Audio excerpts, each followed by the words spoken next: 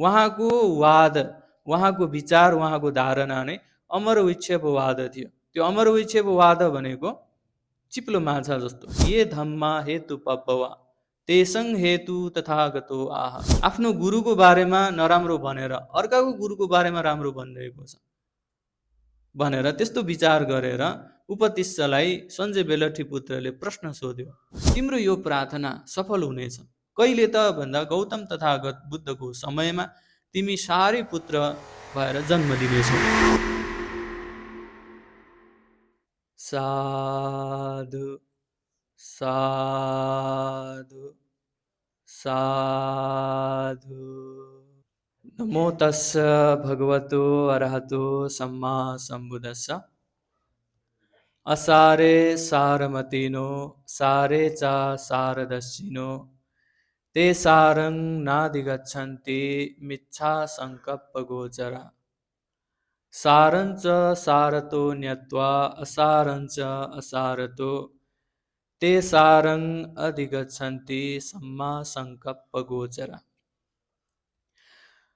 आज विशेष गरी अष्टमीको यो पावन दिनमा उपस्थित श्रद्धेय भन्टे गुरुमाहरू र त्यस्तै यहाँ उपस्थित सम्पूर्ण गण्यमान्य व्यक्तित्वहरू, उपासक उपासिका, श्रद्धालु भक्तजन सम्पूर्णमा दिनानुदिनको मङ्गल तथा मैत्री कामना गर्न चाहन्छु।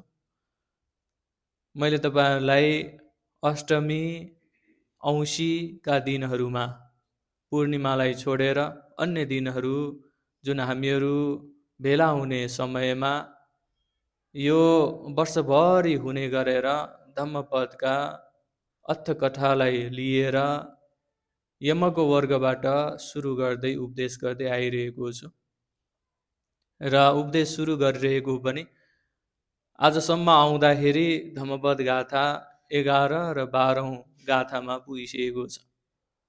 यो यमको वर्ग विशेष गरी जसलाई जोरा वर्ग भनेर भनिन्छ, एउटा गाथाले नकारात्मक गर्नाले यस्तो फल मिल्छ भनेर सुल्झाउँछ बुझाउँछ भने अर्को गाथाले चाहिँ सकारात्मक गर्नाले यस्तो फल मिल्छ भनेर बताउने भएको कारणले गर्दा यसलाई चाहिँ जोरा वर्ग हैन, एउटाले चाहिँ नराम्रोको फल दर्शाउने र अर्कोले चाहिँ राम्रोको फल दर्शाउने भएकै कारणले गर्दा यसलाई यमक यानि कि जोडा वर्ग उस्तै उस्तै दुईवटा गाथा मिसिएको वर्ग भनेर भन्न सकिन्छ।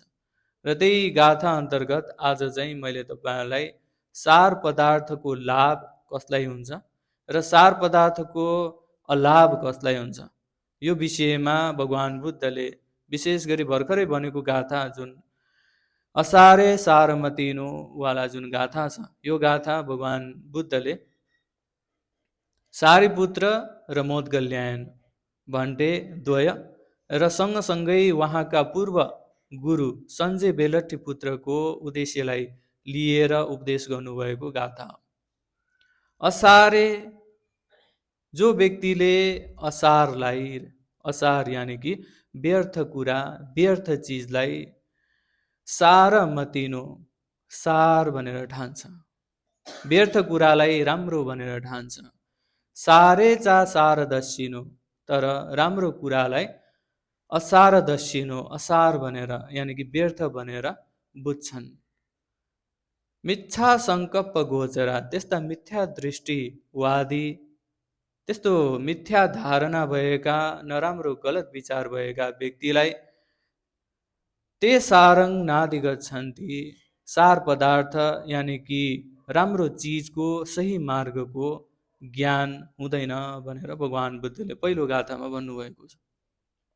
त्यस्तै अर्को गाथामा सारञ्च सारतो न्यत्वा, जो व्यक्तिले सारलाई यानि कि राम्रो कुरालाई सारञ्चो न्यत्वा सार भनेरै ठान्छन्, असारञ्च असारतो व्यर्थ कुरालाई व्यर्थ कुरा नै भनेर ठान्छन्, सम्मा संकल्प गोचर, त्यस्ता सम्यक संकल्प यानि कि सम्यक ठिक धारणा ठिक विचार भएका व्यक्तिलाई ते सारङ अधिगच्छन्ति, सार पदार्थको लाभ हुन्छ, सही ज्ञान सही मार्ग पत्ता लगाउन उनीहरूलाई सजिलो हुन्छ, उनीहरू सही मार्गमा पुग्छन् भन्ने कुरा भगवानले कोलाई त स्वारिपुत्र तथा मोदगल्यायन सँगसँगै उहाँका पूर्व गुरु सञ्जय बेलट्टी पुत्रलाई उद्देश्य राखेर राजगृहको वेलुवन विहारमा देशना गर्नुभएको थियो।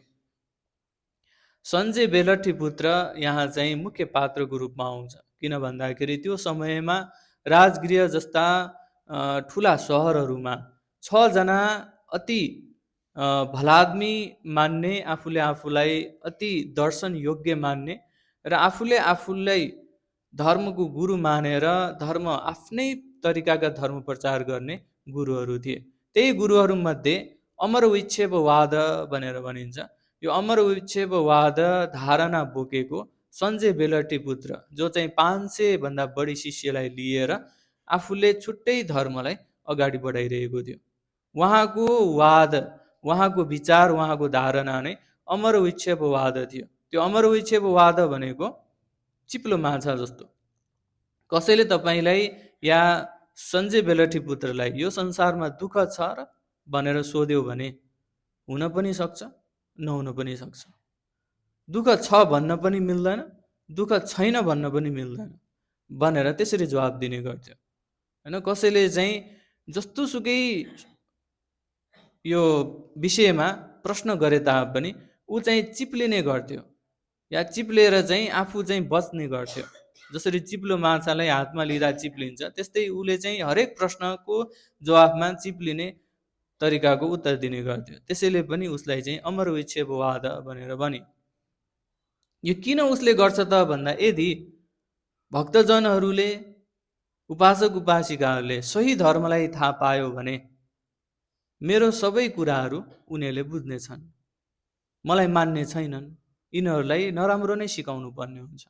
यदि राम्रो ज्ञान पायो भने त मभन्दा त माथि जाने भयो भन्ने त्यो हिसाबबाट उसले कहिले पनि सही ज्ञान उसलाई कसैलाई पनि दिँदैन थियो। सही ज्ञान नदिएर सही ज्ञान थाहा पाउला कि भन्ने उसमा डर थियो। त्यही डरलाई नै अमरविक्षेपवाद भनेर भनिन्छ। र यही सञ्जय बेलट्टी पुत्रको आश्रममा 500 जना शिष्यहरू थिए। 250 जना शिष्यलाई त सञ्जय बेलट्टी पुत्र आफैले हेर्थे, तर 250 जना शिष्यलाई सारिपुत्र र मोदगल्यायन, जसको गृहस्थ नाम उपतिश्वर कोलित थियो, उपतिश्वर कोलितलाई हेर्ने जिम्मा दिइएको थियो। उपतिश्वर कोलित सञ्जय बेलट्टी पुत्र गुरु प्रति त्यस्तो चाहिँ मनमा राम्रो भावना नभए तापनि जस्तो उहाँले बुझाउनु भएको छ त्यसलाई नै अस्वीकार गरे तापनि उहाँले त्यही अनुसारले आफ्नो बुझ्नुपर्ने कुराहरू अलिअलि जे छ त्यो बुझेर जस्तो छ त्यसरी नै धारण नगरिकन चित्त नबुझे तापनि बाध्यतावश त्यो आश्रममा बस्नु परेको थियो। त्यसैले पनि जब जब उपतिश्वर र कोलित 2 जनाको भेट हुन्छ त्यति बेलामा एक आपसमा उहाँहरूले के भन्थे त भन्दा, यदि 2 जना मध्ये जसले सार पदार्थलाई बुझ्छ, जसले सही ज्ञानलाई बुझ्छ, उसले चाहिँ अर्कोलाई भन्नुपर्नेछ। सबभन्दा पहिले जसले चाहिँ राम्रो ज्ञानलाई थाहा पाउँछ उसले अर्कोलाई भन्नुपर्नेछ भनेर 2 जना बीच सदैव भलाकुसारी गर्ने गर्थ्यो। उनीहरू खोज्न जान्थे तर कहीँ पनि राम्रो ज्ञान पत्ता लगाउन सकिरहेको थिएन। एक समय उपतिश्वर बाहिर निस्किरहेको अवस्थामा बाहिर नाचगान चलिरहेको थियो। मानिसहरू धुमधामले बाजा गाजा बजाएर नाचिरहेका थिए। त्यो देखेर उपतिश्वरको मनमा ओहो, हामीहरूको जिन्दगी त 100 वर्ष पनि छैन, 100 वर्षपछि यहाँ भएका कोही पनि बाँच्ने छैनन्। तर यसरी उनीहरू उफ्रिरहेका छन् कि मानौ पछिसम्म पनि यो संसारमा बाँचिन्छ, पछिसम्म पनि हाम्रो मृत्यु नै हुँदैन भनेर यी व्यक्तिहरू मोज मजा गरिरहेका छन्। तर मेरो मनमा भने यही खड्किरहेको छ कि अब म 100 वर्षपछि यो संसारमा रहने छैन, मेरो आयु त खत्तम हुनेछ। तर त्योभन्दा अगाडि मैले राम्रो ज्ञान पाउन सकेन भने यो जीवन त मेरो व्यर्थ रहनेछ भन्ने सोचेर निस्किरहेको उपतिश्वर, जसले त्यो व्यक्तिहरूको समूहबाट केही न केही मनमा लिएर त्यहाँबाट अगाडि बढिरहेको थियो। त्यही नै अवस्थामा एकजना शान्त र सौम्य सन्यासी जो हातमा पात्रो लिएर अगाडि बढिरहेको उहाँले देख्नुभयो। त्यसरी देख्दा अत्यन्तै हेर्दा नै आनन्द आउने हातमा पात्र लिएर अगाडि बढिरहेको त्यो सन्यासीको अगाडि गएर, हे श्रमण, तपाईँ कुन वादको हो? है त्यो बेलामा चाहिँ वाद, विचार, धारणा चाहिँ धेरै प्रसिद्ध हुन्थ्यो। आफ्नो विचार अरूलाई बताएर आफ्नो पोल्टामा ल्याउने र आफ्नो शिष्य बनाउने चाहिँ परम्परा थियो। त्यस कारणले गर्दा तपाईँ कुन वादको हो, तपाईँको विचार के हो, तपाईँको उपदेश के हो भनेर भन्दा मेरो आफ्नै उपदेश त छैन, म एक बुद्धको शिष्य हुँ, मलाई भगवान् बुद्धले शिष्य बनाउनु भएको भनेर भन्नुहुँदा, त्यसो भए मलाई पनि केही न केही उहाँका ज्ञान सिकाउनुहोस् न भनेर भन्दा, म त भर्खरै भन्टे बनेको, मलाई धेरै कुरा थाहा छैन, धेरै कुरा थाहा नभए पनि केही छैन, तपाईँलाई जस्तो थाहा छ अलिकति भए पनि मलाई बताउनु भनेर भनेपछि भिक्षाटन गरिरहेको असजी भन्टे, जो असजी भन्टे हुनुहुन्थ्यो, उहाँ श्रमण जो भर्खरै पञ्चभद्र वर्गीयहरू सहित आफू भिक्षु बन्नुभएको थियो, उहाँ असजी भन्टेले उपतिष्यको त्यो प्रश्नलाई जवाब दिने स्वरूप उहाँले चाहिँ ये धम्मा हेतु पब्बवा तेसङ हेतु तथागतो आह तेसङ च यो निरोधो एवं वादी महासमनोति भनेर यो सानो गाथा बताउनु भयो।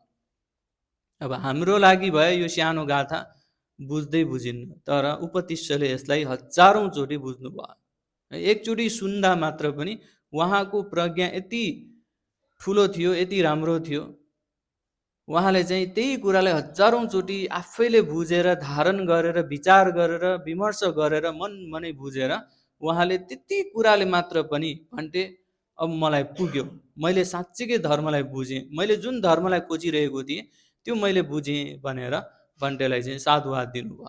भनेपछि यो जुन ये धम्मा हेतु पब्बवा जुन गाथाले उपतिष्यको मनलाई चाहिँ परिवर्तन गरेको थियो, यसको अर्थ के हो त भन्दाखेरि, ये धम्मा हेतु पब्बवा, जुन चिज वस्तुहरू, जुन स्वभाव धर्महरू छन् जसको कारण छ, ये धम्मा हेतु पब्बवा तेसङ हेतु तथागतो आ, त्यो कारण भएका कुराहरूलाई भगवान् बुद्धले के कारणले चाहिँ भइरहेको छ त्यो कारण पनि बताउनुहुन्छ। जुन धर्मको कारण छ त्यो कारणबारे तथागतले बताउनुहुन्छ।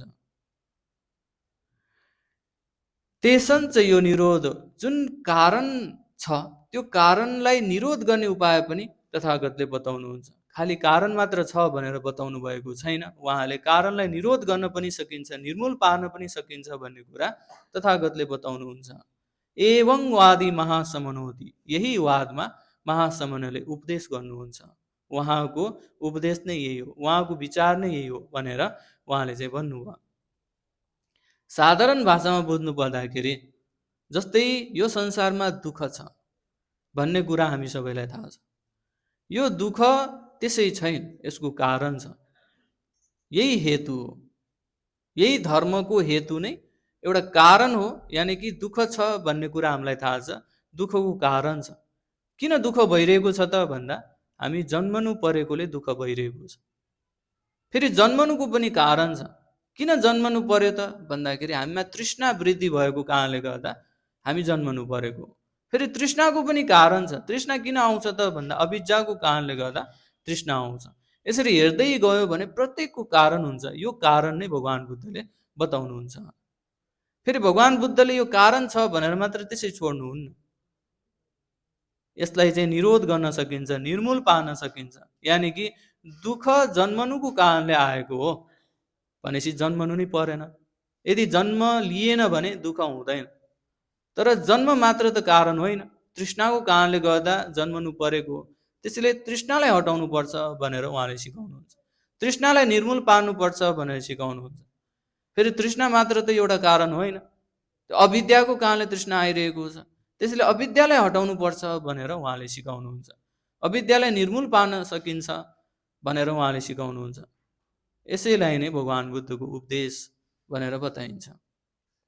दुःख छ, दुःखको कारण छ, दुःखलाई निरोध गर्न सकिन्छ र दुःखलाई निरोध गर्ने मार्ग छ, यही नै चतुरार्य सत्य हो। र यही चतुरार्य सत्यको बारेमा छोटकरीमा असजी भन्टेले उपतिष्य ब्राह्मणलाई बताउनु भएको थियो। जब उहाँले यो सुन्नुभयो, यसलाई विचार विमर्श आफैले विचार गरेर हेर्दा हेर्दै उहाँलाई श्रोतापति फल मिल्यो। जसको कारणले उहाँको अनुहार अत्यन्तै प्रसन्न भयो।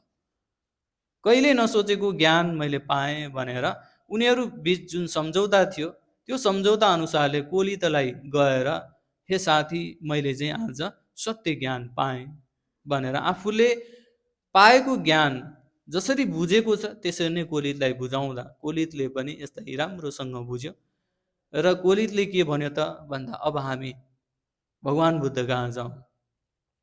उपतिष्ठले भन्यो यदि हामी अहिले नै भगवान् बुद्ध कहाँ गयौँ भने हाम्रो गुरु त छ, त्यसैले गुरुलाई सोध्नु पर्यो भनेर गुरु कहाँ सोध्न जानुभयो। गुरुलाई हे गुरु हामीले चाहिँ सत्य ज्ञान पाइसकेका छौँ, त्यसैले हामी भगवान् बुद्ध कहाँ जान लागिरहेका छौँ। भगवान् बुद्धको धर्मलाई हामीले बुझ्यौँ, उहाँको धर्म नै सही भन्ने हामीहरूको मनमा आयो र हामीले बुझेको धर्म अनुसार अनुसरण गर्नको लागि भगवान् बुद्ध कहाँ जाँदैछौँ। तपाईँ पनि आउन चाहनुहुन्छ भने हामी सँगै जाउँ भनेर भन्दा सञ्जय बेलठी पुत्रले के भन्यो होला है। सञ्जय बेलठी पुत्रले उनीहरूलाई के जवाब दिए त भन्दाखेरि म भनेको गुरु हो, म कसैको शिष्य बन्न चाहन्न। गुरु भइसकेको व्यक्ति फेरि कसैको चेला बन्छ? तिमीहरू जाने भए जाऊ भनेर त्यसरी भन्दा पनि होइन। तपाईँले यो जुन अहङ्कारलाई हटाएर केही न केही ज्ञान बुझ्नको लागि भए पनि जाऊ न भनेर उनीहरूले जिद्दी गरिरहे। सञ्जय बेलठी पुत्र जसको मनमा द्वेष उत्पन्न भइसकेको थियो, आफ्नै शिष्यले चाहिँ आफ्नो धर्म राम्रो छैन भनिरहेको छ, आफ्नो गुरुको बारेमा नराम्रो भनेर अर्काको गुरुको बारेमा राम्रो भनिरहेको छ भनेर त्यस्तो विचार गरेर उपतिष्ठलाई सञ्जय बेलठी पुत्रले प्रश्न सोध्यो, यो संसारमा सबैभन्दा धेरै को छ, मूर्ख छ कि पण्डितहरू छ भनेर त्यसरी प्रश्न सोद्धा उपतिष्ठले यो संसारमा त सबैभन्दा धेरै मूर्खहरू नै छ, पण्डित त थोरै मात्र छ। त्यसो भए मूर्ख जति सबै मेरो यहाँ चाहिँ बस्नु, पण्डितहरू जति सबै भगवान् बुद्ध कहाँ गए हुन्छ भनेर त्यो रिसले आवेगले त्यहाँ रहेका उपतिष्ठ र कोलित सहित जति पनि शिष्यहरू थिए उनीहरूलाई पनि रिसले चाहिँ सञ्जय बेलठी पुत्रले भन्यो। त्यसरी सञ्जय बेलठी पुत्रले रिसले भन्दाखेरि त्यहाँ रहेका अन्य शिष्यहरूलाई पनि कस्तो लाग्यो त भन्दा यो गुरु त ठिक छैन जस्तो छ भन्ने महसुस भएर 250 जना योग्य शिष्यहरू सबै भगवान् बुद्ध कहाँ जानको लागि तयार भए र जो चाहिँ अलिकति ज्ञान नबुझ्नेहरू छन् 250 जना उनीहरू सञ्जय बेलठी पुत्रकै आश्रममा बस्ने निधो गरे। यसरी उपतिष्ठ कोलित जो अत्यन्तै विद्वानहरू थिए उनीहरू सहित अझ झन् 250 जना विद्वानहरू आफ्ना शिष्यहरू भगवान् बुद्ध कहाँ गइरहेको टुलु टुलु हेरेर मनमा द्वेष उत्पन्न भइरहेको, अहङ्कार उत्पन्न भइरहेको कारणले गर्दा मन भत भत पोल्न थाल्यो। आफूले त्यत्रो मेहनत गरेर बनाइएको एउटा शासन जसमा चाहिँ मेहनत गरेर बनाइएको यी धेरै शिष्यहरू आज आफ्नै खिलाफ अर्को धर्मलाई चाहिँ अँगाल्नको लागि गइरहेका छन्। उहाँको मनबाट अत्यन्तै ठुलो ठुलो स्वरले ध्वनिहरू भित्रभित्रै तरङ्गहरू उत्पन्न भएर पछि गएर भनिन्छ शास्त्रमा उल्लेख गरे अनुसारले उहाँले तातो रगत पनि वमन गर्नुभएको थियो। र यो घटनालाई हामीहरूले अब पछि यो जुन उपतिष्ठ र कोलित जसले चाहिँ 250 जना शिष्यहरू सञ्जय बेलठी पुत्रलाई लिएर गएका थिए, भगवान् शास्ता त्यो समयमा राजगृहको वेलवन विहारमा बसिरहनु भइरहेको समय थियो। टाढैबाट उपतिष्ठ र कोलितहरू आइरहनु भइरहेको भगवान्ले देख्नुभयो र आफूले केही शिष्यहरूलाई उपदेश गरिरहनु भइरहेको थियो। उपदेश गरिरहेको शिष्यहरूलाई सम्बोधन गर्नुहुँदै भगवान्ले यी टाढाबाट आइरहेका 2 जना व्यक्तिहरू छन् जसको पछाडि लस्करे लाइन छ, यो 2 जना अगाडिका व्यक्तिहरू मेरो शासनमा अग्रश्रावक हुनेछन्, उनीहरू नै मेरो शासनमा अग्रश्रावक हुनेछन् भनेर उनीहरूलाई चाहिँ भगवान्ले भन्नुभयो। त्यसरी भगवान्ले सुनाइरहनु हुँदा नै उनीहरू अगाडि आइसके र उनीहरू अगाडि आएर भगवान्को शासनमा भिक्षु बने र भिक्षु बनेपछि भगवान्ले तिमीहरू मेरो शासनको लागि अग्रश्रावक हुन् भनेर उपतिष्ठलाई सारिपुत्र र कोलितलाई मोदगल्यायनको नामले दिनुभयो। भिक्षुत्व दिनुभयो। त्यसरी भिक्षुत्व दिनुहुँदा त्यहाँ रहेका केही पृथकजन भिक्षुहरूको मनमा के आयो त भन्दा अग्र भन्ने जुन श्रावक छ त्यो त पञ्चभद्र वर्गीयहरूलाई मिल्नुपर्ने हो, उनीहरू त पहिलो आएको हो। तर भगवानले चाहिँ भेदभाव गर्नुभयो, पछि आएका व्यक्तिहरूलाई अग्र भनेर दिनुभयो, पछि आएका व्यक्तिहरूलाई पद दिनुभयो। दिनुपर्ने पहिलाका अग्रज व्यक्तिहरूलाई हो, जो कोण्डन्य, जो ज्येष्ठ पनि हुनुहुन्छ, जो अगाडिका शिष्य पनि हुन्, तिनीहरूलाई दिनुपर्नेमा तर भगवानले चाहिँ भेदभाव गरेर पछि आएका जुन ज्येष्ठ पनि होइन, होइन, हाम्रो जुन भिक्षुहरूको धर्म अनुसारले जो ज्येष्ठ हुन् त्यो अगाडि बढ्नुपर्ने, तर भगवानले चाहिँ भेदभाव गर्नुभयो भनेर त्यसरी भन्नुहुँदा भगवानले चाहिँ अतीतका घटना सुनाउनु भयो। हे भिक्षुहरू, तिमीहरूको जुन संशय शङ्का उपशङ्का जायज छ, तर हामीहरूले बुझ्नुपर्ने कुरा के त भन्दाखेरि यी सारीपुत्र र मोदगल्यायनले 1,00,000 असङ्ख्य वर्षसम्म पारमी धर्म पुरा गरेको छ है। जसरी 4 असङ्ख्य 1,00,000 वर्षसम्म भगवान बुद्धले पारमी धर्म पुरा गर्नुभएको थियो, त्यस्तै सारीपुत्र र मोदगल्यायन दुईजना भिक्षुहरूले 1 असङ्ख्य 1,00,000 वर्षसम्म पारमी धर्म पुरा गर्नुभएको छ। के को लागि त भन्दा यही अग्रश्रावक पदको लागि।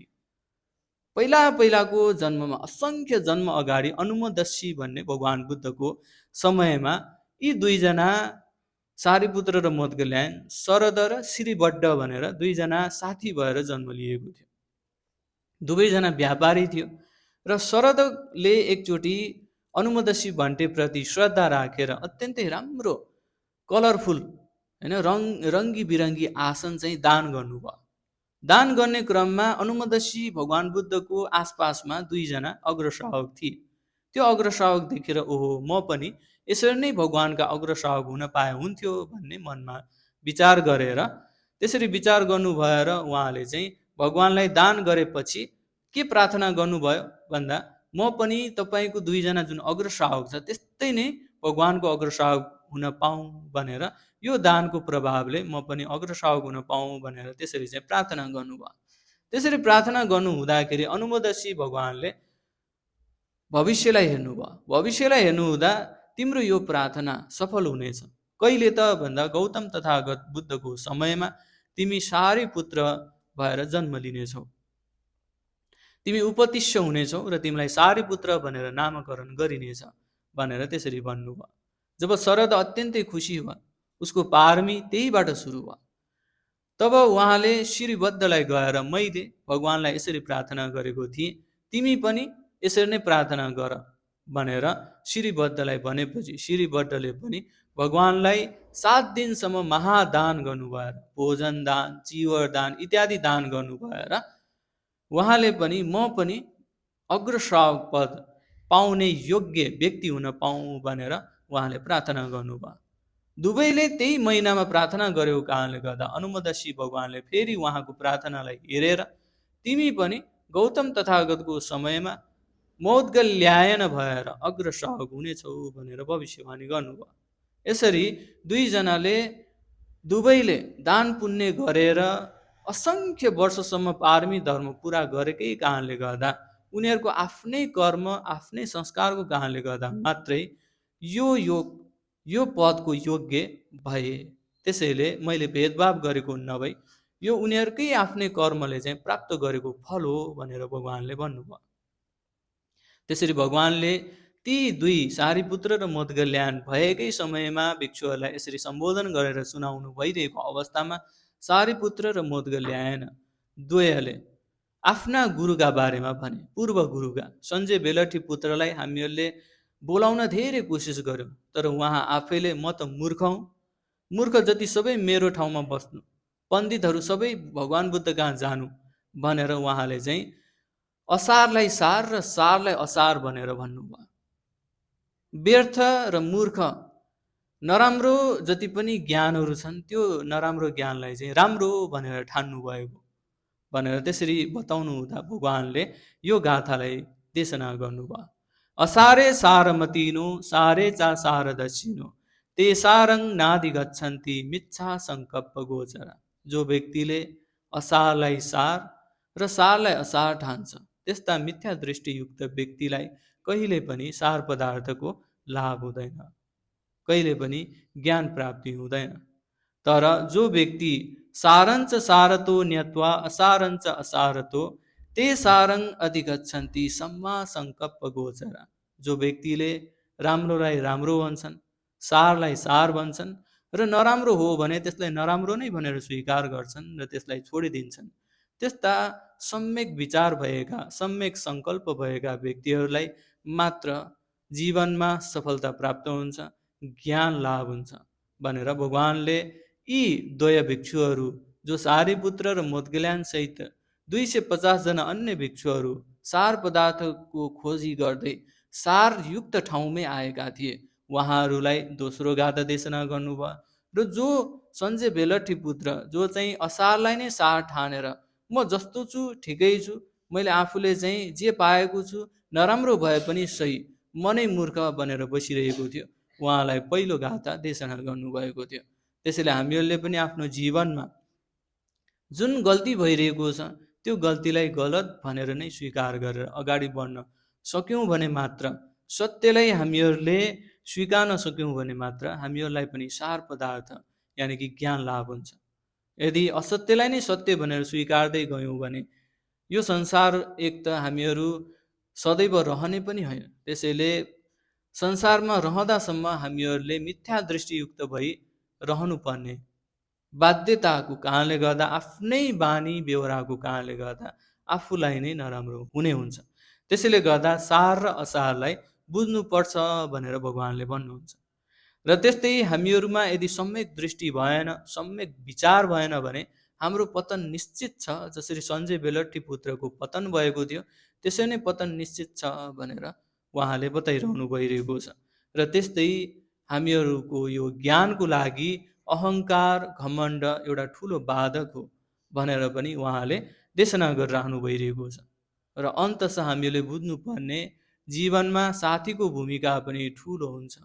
यदि साथी राम्रो छ भने, उसको सङ्गत राम्रो भयो भने हामी पनि त्यही अनुसारले सङ्गतिलो हुन्छौँ र हाम्रो पनि सोही अनुरूप जसरी साथी राम्रो भयो हामी पनि हुन्छौँ। तर साथी राम्रो छैन भने सोही अनुरूप हामी पनि नराम्रोमा पतन हुने हुन्छौँ। जसरी हामीहरूले भगवान बुद्ध र महाब्रह्माको कुरा लिन सक्छौँ। भगवान बुद्धलाई सदैव साथ दिने महाब्रह्मा हुनुहुन्थ्यो, भगवान बुद्धलाई सदैव साथ दिने साथी यशोधरा हुनुहुन्थ्यो, भगवान बुद्धलाई सदैव साथ दिने साथी आनन्द हुनुहुन्थ्यो र अन्य पनि थिए। तर अजातशत्रुलाई साथ दिने देवदत्त जो आफै भन्टे भए तापनि उहाँको सङ्गत नराम्रो भएको कारणले गर्दा उहाँ पतन, दुवैजना पतन हुनु पर्यो। र यस्तै सारीपुत्र र मोदगल्यान जो उहिले समयदेखि नै साथीत्व निभाउँदै आएका थिए र भगवानको समयमा उनीहरू अनन्त लाभी भएर कहिले पनि जन्म लिनु नपर्ने दुःखबाट मुक्त भएर गए। त्यसैले यो कुराहरूलाई हामीहरूले विशेष मनन गर्दै जीवनमा हामीहरूले पनि सार यानि कि राम्रो पदार्थलाई बुझ्दै असार व्यर्थ कुरालाई हटाउँदै लान सक्यौँ भने हाम्रो जीवन पनि सारीपुत्र र मोदगल्यान जस्तो राम्रो हुँदै जाने हुने कुरालाई राख्दै तपाईँहरू सम्पूर्णमा पनि यो पुण्यको अनुभवबाट सुखी, निरोगी, दीर्घायु, उत्तरोत्तर प्रगति सँगसँगै दुःखबाट मुक्त हुने निर्वाण सम्पत्तिलाई साक्षात्कार गर्नको लागि यो पुण्य जन्म जन्मान्तरसम्म हेतु बनोस् भन्ने कामनासहित आजको धर्म उपदेश यहीँ टुङ्ग्याउन चाहन्छु। भवतु सब्ब मङ्गलम्।